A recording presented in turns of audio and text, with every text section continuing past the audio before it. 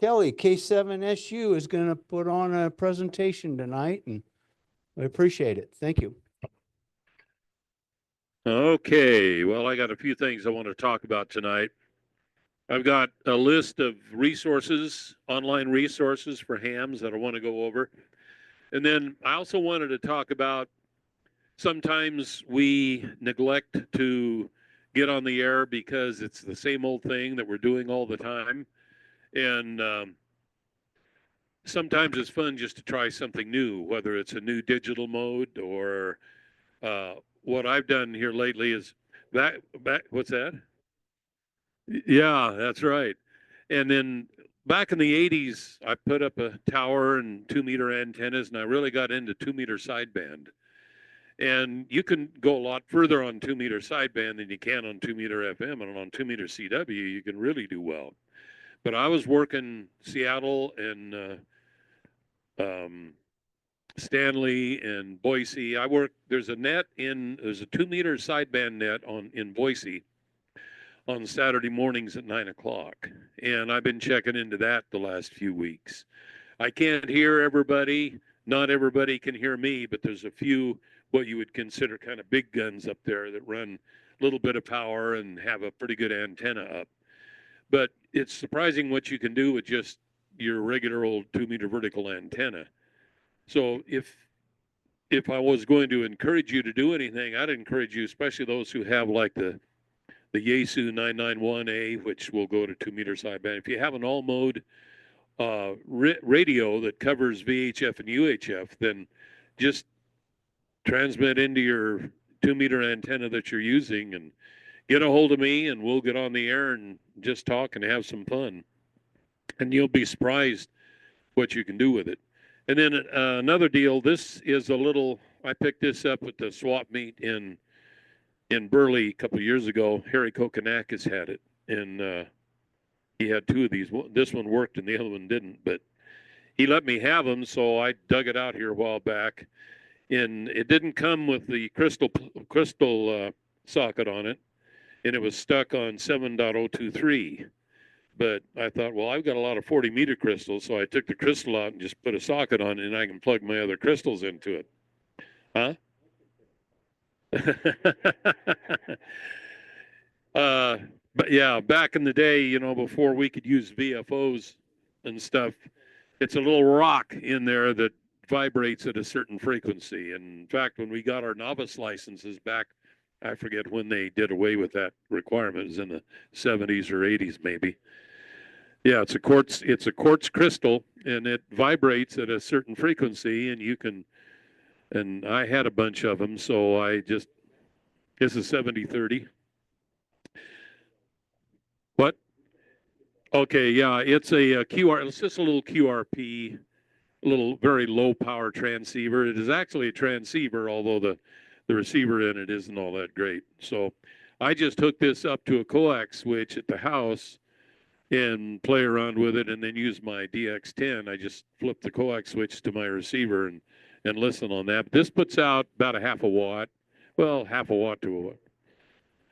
9-volt battery. I plug a 9-volt battery, depending, you can do that, or hook it up to a 12-volt power supply. It's not that critical.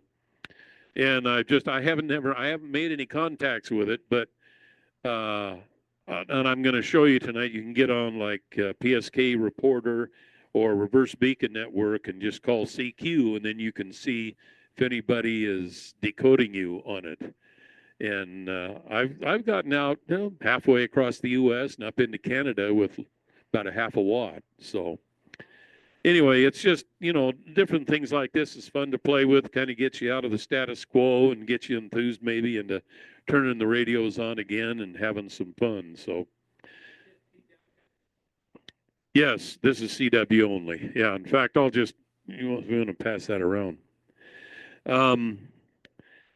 And then what I wanted to talk about tonight was a lot of the resources that are available to us online. Let's see, now I want to share my screen. Are you ready?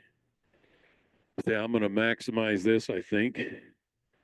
I am not a big fan or a big user of Zoom. So let's see. Okay, here we go. Now I think I want to share that. Okay. And then, okay. And then,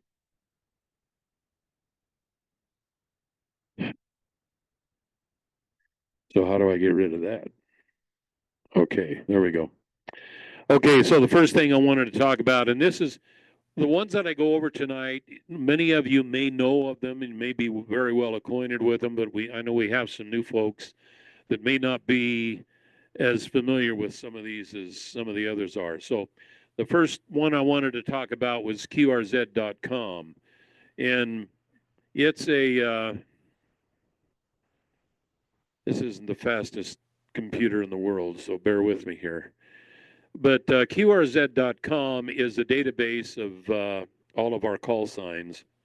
And in fact, they take a download from the FCC every day with any updates. And if they're licensed through some other licensing, like if they're a DX station, then it's kind of up to them to put their call sign in here. But this is kind of the clearinghouse of all hams in the world, you might say.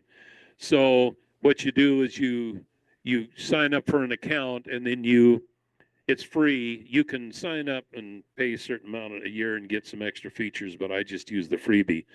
So and then you talk to somebody on the air, so then you can look them up here, and it just tells a little bit about them, the call sign and the address, which is great if you want to send them a QSL card. And then you can use this. I would encourage any of you who are licensed to go to QRZ.com, look up your call, and then edit your page and put some stuff on it, because you can use this as a free website, really. And, okay.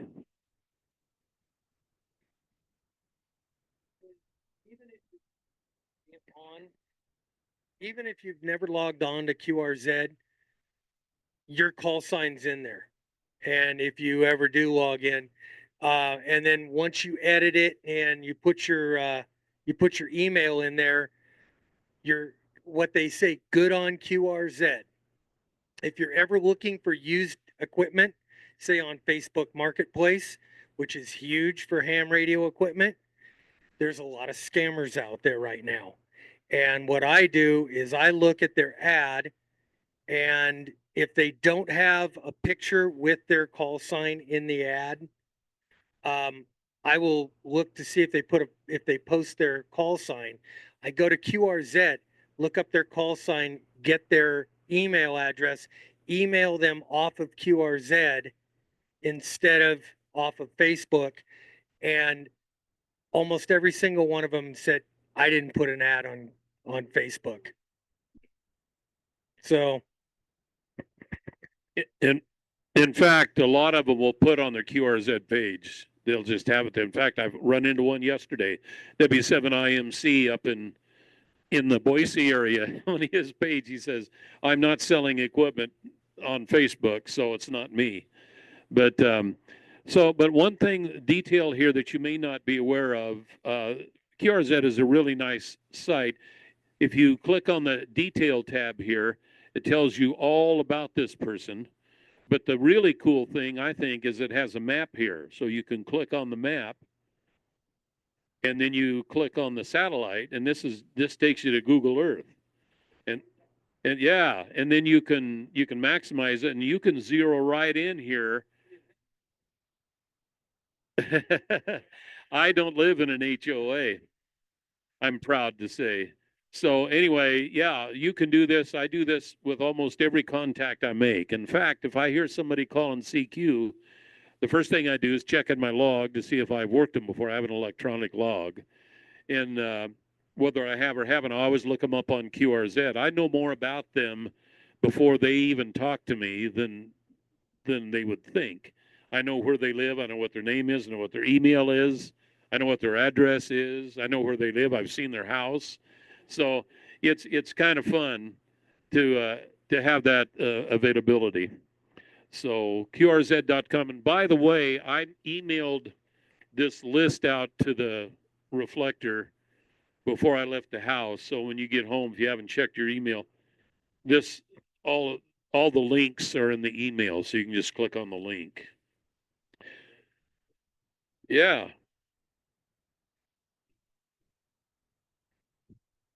N7VKH. Okay. Yeah, license not valid. Yeah, okay. We'll go to detail here. Oh, and by the way, they have a log here. You can do a log too if you want.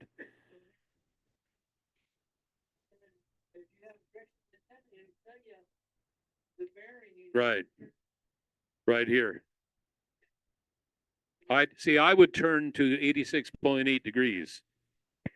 Yeah.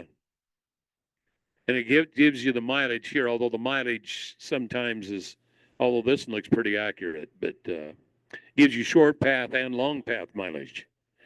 So, and then we click on the map here, and then we can click on satellite, and then we can zoom in here and see where this shady character lives.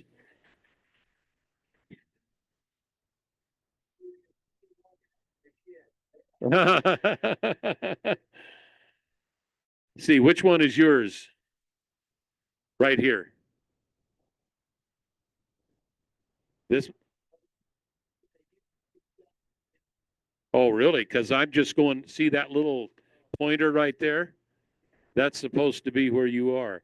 And I've found that these are not totally accurate sometimes.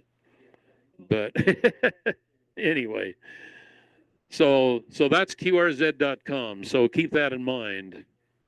Okay, and then I want to X out of that. And then my next one, let's say that you are wanting to get a 1x2 call sign so you can be cool like some of us other people.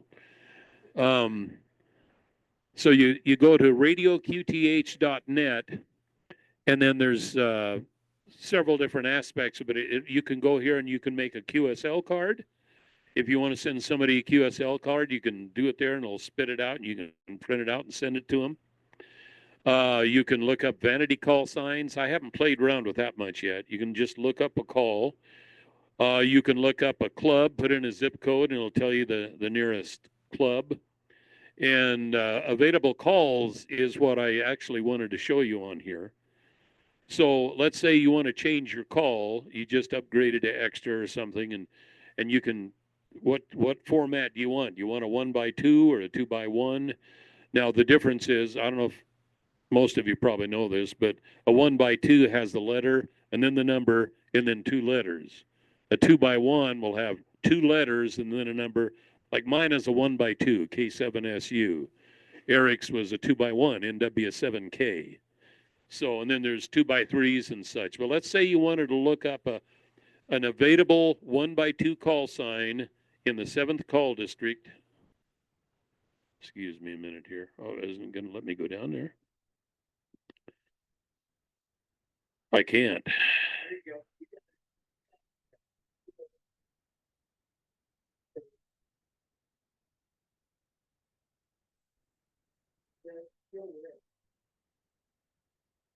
See, I can't. It doesn't show on my. Let's just say.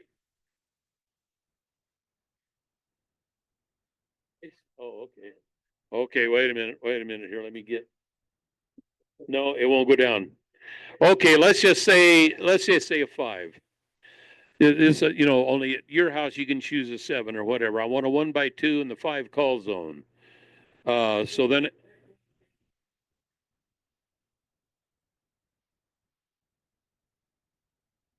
Yeah, it was full screen. Yeah, it's full.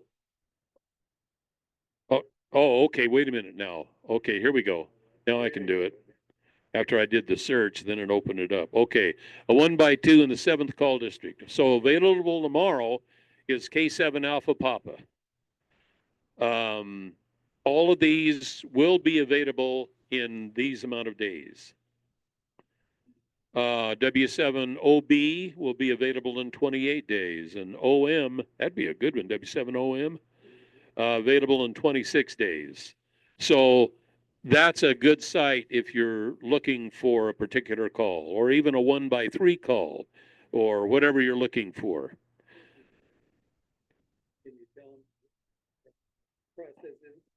No, I can't. I've never, If you want one of those call signs, you actually apply and you have to supply them with 3 or 4, I don't remember how many calls, and they'll give you one of the 4. You don't know which one. If your name is drawn. yeah. And you cannot apply earlier. You can't say, well, one's coming up next week, so I'm going to send in my request now. Because if you have to send your request in the day that it becomes available, because that's when they put all the names in the hat and pick the winners out of the hat. So if you sent it in yesterday, you're going to be kicked out because you were too early. So, but I haven't read through all of this, and this may explain a lot of that. But anyway, radioqth.net. Yep.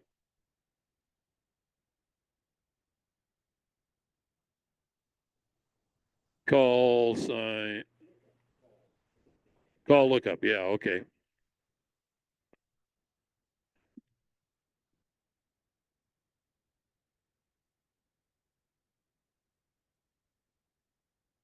Which my call sign? Oh, let's see. Oh, here we go.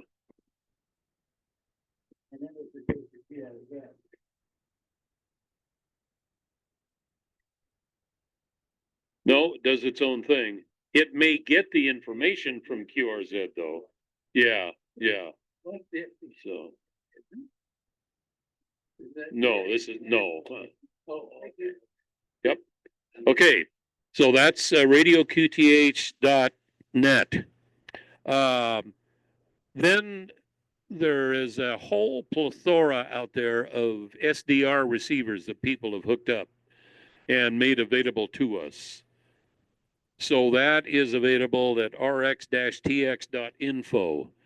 So you go there, and if you click on map,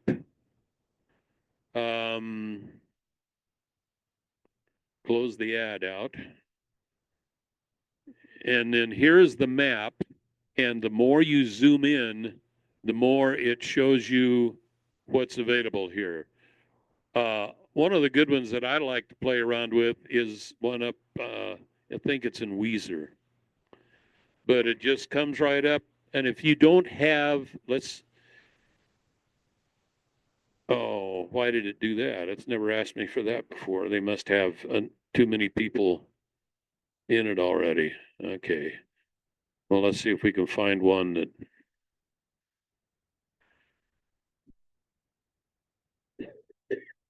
Okay. So you just tell it to play, get rid of all this here, and there is your SDR receiver. I should be hearing something here, but oh, I had to turn my speaker down so I didn't get feedback. That's right. So, and anyway, you can widen this out, but if you just plug in the frequency right here, like you wanted to listen to the farm net on 3937, just plug that in there, and if we could hear it, you could hear it right there. I'm pretty sure I don't want to turn my speaker up or I'll start getting feedback. I'm pretty sure.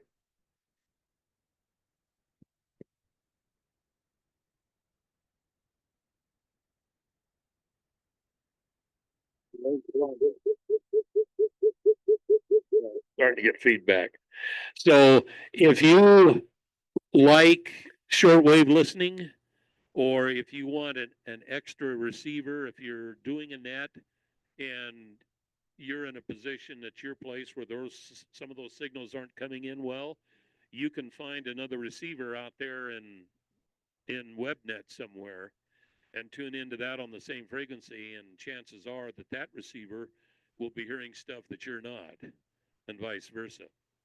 So that's a really, and they have receivers. You go to that map, and there's stuff all over the world, and it just all you got to do is pick one. Now some of them, I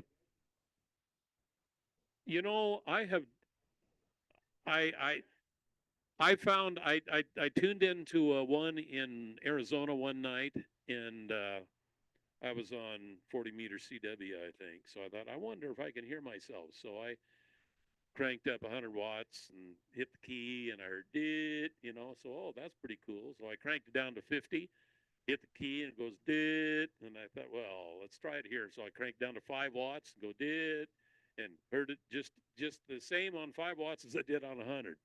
So, but yeah, that's it. You can do that. You can give yourself your own, listen to yourself and see how you can do it on sideband or any mode you want, and hear, how your transmitter sounds and stuff. So yeah, that's a pretty fun deal. And these are mostly general coverage receivers too. So if you just like to shortwave listen, you can do that too. Don't have to just listen to the hams.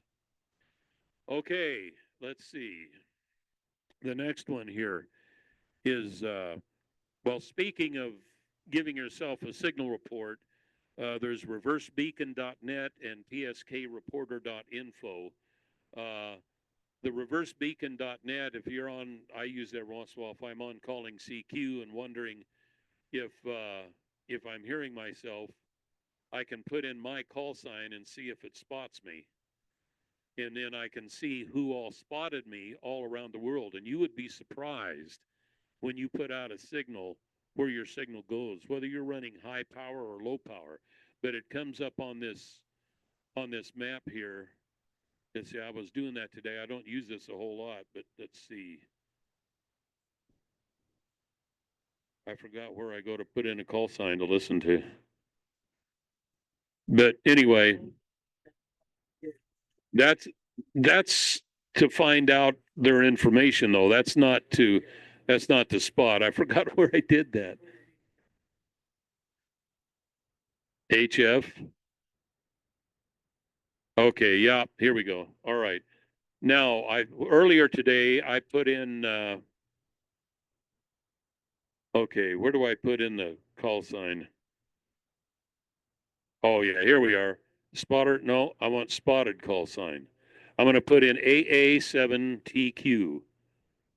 That's Gordon's call. So I do that. Well, I don't see. When I did that earlier today, some of them came up there and I saw where you'd been on the air. Maybe your time has expired. Oh, wait a minute. Let's go to the last 10 months. Okay, there we go. There we go. But you see, when Gordon's on the air, these are all the people that he probably didn't talk to all these people, but these are the ones that spotted him. These are the ones who leave their radios on all the time, and they have the equipment that sends, it will skim the bands and catch these call signs, and then it'll send it to a common server, and then that's what this is plugged into, and then you'll get the mileage of who all heard him, W2LB, all these over here, and a signal report and the frequency and all sorts of stuff. So this is another place where you can go and see how your antenna is acting, or you want to switch between antennas. Do this with each of your antennas, and you can get an idea of how each antenna is operating compared to your others. So that's Reverse Beacon Network. The pskreporter.info is pretty much the same thing. I don't think we have to go there, but and I'm sure there's others online that do the same thing too. Whisper is a mode, WSPR. I used to know what whisper meant. Somebody here probably does. Weak signal propagation report. That's right. And that is a program that is available within the WSJT suite of programs, which is what you use to do FT8 and such. But it'll transmit for 2 minutes on any frequency of your choice at any power you decide. And then you can go to the whispernet.org and look up and see again where all your signal was heard. The nice thing about that is you can do that with like 1/10 of a watt or something like that. And it's just interesting to see. You would be surprised when you key up your transmitter, who hears you and where your signal is going, even in poor conditions. So it's really a lesson in propagation to just play around with that. Another one that is used quite a bit, and I know Jim uses it a lot, is DX Maps. dxmaps.com. And that shows you, let me get there. I didn't put a link on there for some reason. Right. Okay, so let's just yeah, that's 10 meters. Okay, I'm going to go to 6 meters. Whoops, let's see, I got to go to here first, and then, okay.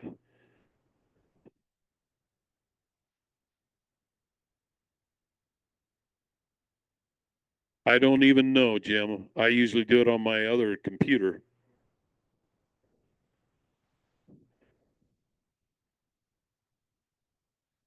Yeah, and so these lines here are different colored, and the colors are shown down here, whether it's, yes, sir. Yeah, yeah, there's some stuff going on down there. So if, and this is especially handy on 6 meters, but any of them, like even 10 meters here, you can do it on any of the HF bands, but it just shows you the activity. You're wondering if a band is open or not. Well, you go to DX Maps and check, and it looks like 10 meters is open uh, pretty nicely. Yeah, yeah. So all of these lines here are where somebody has made a contact, and then they put in their report here, and then it draws a line to show you that there's a contact that's been made. Yeah,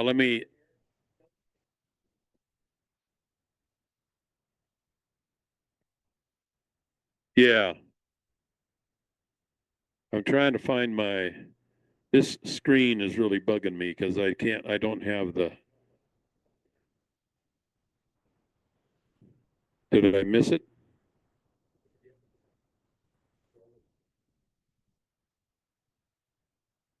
Oh, there we go.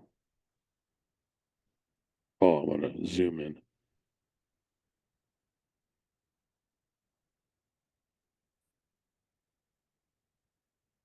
No. Ah. But anyway, yeah, go here and play around with that, and it'll start to make sense. Okay, another one that is kind of fun to play with, and you've heard of APERS. People talking about APERS. Somebody tell me what that means. There you go. All right, automatic packet reporting system. And this is for guys who drive around in their cars, and then they send a signal out to an APERS repeater, and it shows everybody where they're going. I haven't played with this much over the years, but just enough maybe to be familiar with it a little bit. But it's kind of like a GPS. It just shows you, anybody can look at this site, and if you're out there driving around and sending a signal through GPS, which is done on 144.39, I think it is, and then it'll show your car driving along the highway there. So, and you can go over here, and you can, if somebody's out there they're saying, hey, I'm going to be on the road, you can look up the call, and it'll go right to them, and you can follow them going along.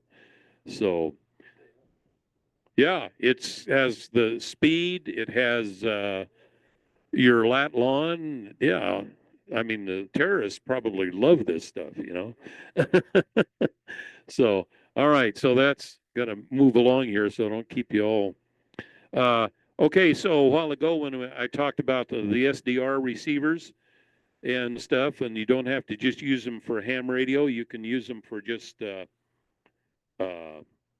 shortwave listening.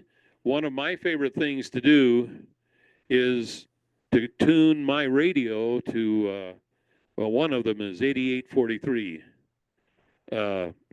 And that is the frequency, and there are several frequencies depending on propagation, where you can tune in to hear the airliners talking to San Francisco radio, and these guys are flying to Hawaii and things are on, and they give their all the report, you know, we're at 40,000 feet and the speed is and da da da da da. Well, there's an app on here called Flight Radar 24. There's also Flight Aware. There are several of them. The two that I'm familiar with are Flight Radar 24. So this one here, and I'll get back to the other in just a second. But if you just like to play around and you're an aviation enthusiast, okay, we're over Twin Falls, and here's a plane coming in. That's Delta Airlines Flight 1244, and this is live. Yeah, so he flew out of Portland, and he's headed for Salt Lake. He took off at 5:19 p.m., scheduled to land at 8:12, and these are they actually took off at 5:42 and will land at 8:05. But he's got 29 minutes to go. And that's the type of airplane. That's the picture of the airplane. That's the serial number. That's his altitude, 35,000 feet. He's headed 119 degrees, 479 knots. Okay, so the fun part is to get an SDR receiver, or you can do this on your radio at home. That's what I do. And I have to go to another site to show you how this works too. But I'll just go ahead and go there. Okay, this one right here. So you can either go to an SDR online or go to your radio in your shack. And this tells you here what frequency. This is your primary and this is the secondary. The one I usually go to seems like a lot of activities on the Pacific Northwest Hawaii track. So right now, San Francisco radio is talking to all the airliners crossing the Pacific on 11,282 kilohertz. So tune your radio to 11,282 or your SDR or whatever, and then you can hear them talking back and forth. And then when they call in, say this is Delta Airlines 1182 or something like that, you go to Flight Radar or Flight Aware and search for that aircraft, and then that will find it, and then you can follow them, and it shows like we were that one Delta Airlines. You can follow. I mean, it's stupid, but it's fun. You know, it gives you something to do besides getting tired of just talking to somebody on sideband. Yeah, watching TV. So anyway, I really get a kick out of that. I do that quite a bit, actually. And if you're lucky, you know, you might hear the pilot calling in saying, "Hey, we're going down, you know, 911."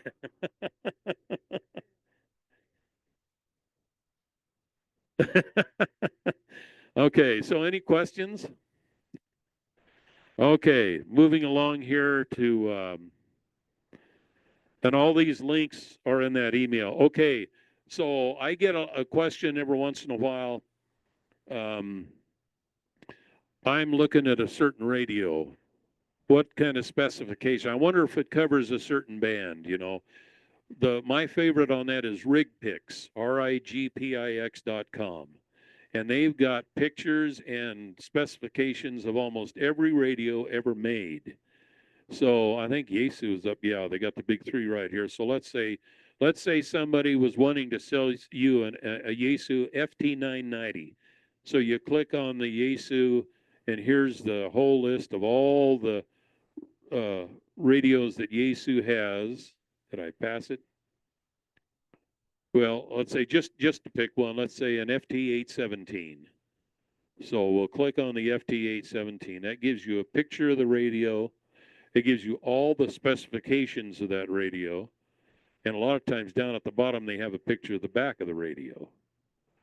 So you can tell by going through the specs here without having to find the manual or find an ad for it or whatever, especially an older radio that's not made anymore. What bands it covers, transmits, it's 10 through 160, 6 meters, 2 meters, and 440. And everything you want to know about that radio is right here, including the picture. Yeah, so that's a very handy site, especially when you're looking for a radio or just wanting information on one.